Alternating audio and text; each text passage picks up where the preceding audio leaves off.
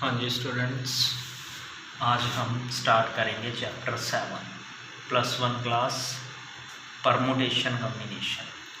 Permutation combination में हमने क्या करना होता है, हमने अरेंजमेंट निकालने होते हैं कोई एक काम को करने के काफ़ी सारे तरीके। तो इसमें दो प्रिंसिपल यूज़ होंगे, fundamental principle of multiplication, fundamental principle of addition, कि हमने कब मल्टीप्लाई करना है, कब हमने ऐड करना है। कोई इवेंट है, कोई इवेंट को करने के कितने वेज हो सकते हैं, वो उनका हमने टोटल करना है। एक केस ऐसा होगा कि हमें मल्टीप्लाई करके टोटल मिलेगा, एक केस ऐसा होगा हमें प्लस करके टोटल मिलेगा। तो पहले एक एग्जांपल से समझते हैं इसको कि कब मल्टीप्लाई करेंगे, कब टोटल। सपोज करो इस कमरे में एक पर्सन खड़ा है और इस कमरे के कितने दरवाजे हैं, 1 2 3 ये और 4 इस साइड है, ठीक है। तो इसको यहाँ से बाहर निकलना है। बाहर निकलने के लिए इसके पास कितनी ऑप्शंस हैं टोटल, 1 2 3 4 5 6 7 ऑप्शंस हैं। यानी कि इसको बाहर निकलने के कितने वेज हैं, इसके पास 7 वेज। अब इसने इस कमरे में से बाहर निकलना है, तो बाहर निकलने का टास्क पूरा हो गया। बस जब टास्क एक बार में ही पूरा हो जाए उस केस में हम क्या करेंगे, प्लस कर लेंगे। अब इसको बाहर निकलने का टास्क है इसके पास कि कमरे के अंदर ऐसे इसने बाहर निकलना है, बस इसका टास्क कंप्लीट। तो बाहर निकलने के लिए इसके पास कितने रास्ते नजर आ रहे हैं इसको, 1 2 3, ये 3 और ये 4 इस साइड 3 इस साइड, तो टोटल कितने हो गए 7। तो जब कोई भी जॉब, कोई भी टास्क या इवेंट कह सकते हैं, अगर सिर्फ एक बार में ही कंप्लीट हो जाए उस केस में हम कौन सा प्रिंसिपल यूज करते हैं, एडिशन। यानी कि अगर एक काम को करने के देखो इधर 3 वेज हैं, इस साइड 4 वेज हैं। अगर हम जनरली लिखें कि इस साइड m वेज होते, इस साइड n, तो हम क्या कर देते, m + n कर देते। अब m की जगह यहाँ क्या है 3, n की जगह यहाँ क्या है 4, 3 + 4 7 वेज, ठीक है। अब इसको हम यहाँ से हटा देते हैं, ठीक है ना। अब ये पर्सन मान लो ये बाहर खड़ा है, इस हॉल के बाहर खड़ा है। अब इसने इसके अंदर जाना है, अंदर जाके फिर बाहर आना है, ठीक है। यानी कि इसका जो टास्क है वो 2 पार्ट्स में कंप्लीट होगा। पहले अंदर जाएगा, फर्स्ट पार्ट कंप्लीट, फिर अंदर से बाहर आएगा, ठीक है, फिर सेकंड पार्ट कंप्लीट। इस पार्ट में हमें मल्टीप्लाई करना पड़ेगा। क्यों, देखो ये यहाँ खड़े, इसके पास अंदर जाने के कितने रास्ते हैं, 1 2 3, 3 ऑप्शंस हैं। तीनों में से किसी भी दरवाजे से अंदर जा सकता है। सपोज कर लो इस दरवाजे से अंदर चला गया। अब इस दरवाजे से जब अंदर आया, इसके पास अब बाहर जाने की कितनी ऑप्शंस हैं, 1 2 3 4, ठीक है। यानी कि एक डोर के लिए 4 ऑप्शंस अवेलेबल हैं, ठीक है। अगर ये इस डोर से अंदर आता तब भी तो 4 ऑप्शंस इसके पास होती बाहर निकलने की। अगर ये थर्ड, ये जो नंबर 3 वाला डोर है, इससे अंदर जाता तब भी इसके पास कितनी ऑप्शंस होती, 4। तो देखो एक डोर के लिए कितनी ऑप्शंस हैं हमारे पास, 4।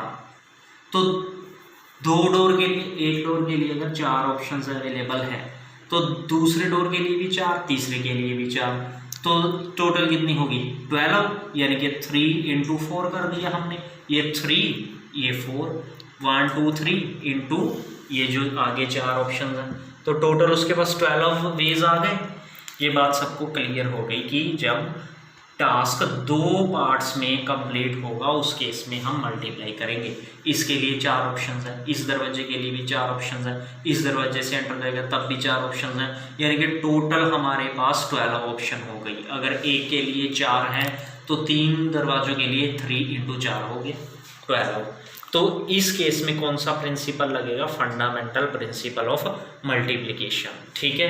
तो ये आपको इतनी चीज़ समझ आई। इसको एग्जाम्पल में से भी समझते हैं कि हमारे पास कोई क्लास है जिसमें 10 बॉयज़ 8 गर्ल्स हैं, और टीचर क्या करना चाहता है, सेलेक्ट करना चाहता है एक लड़का और एक लड़की को, ठीक है।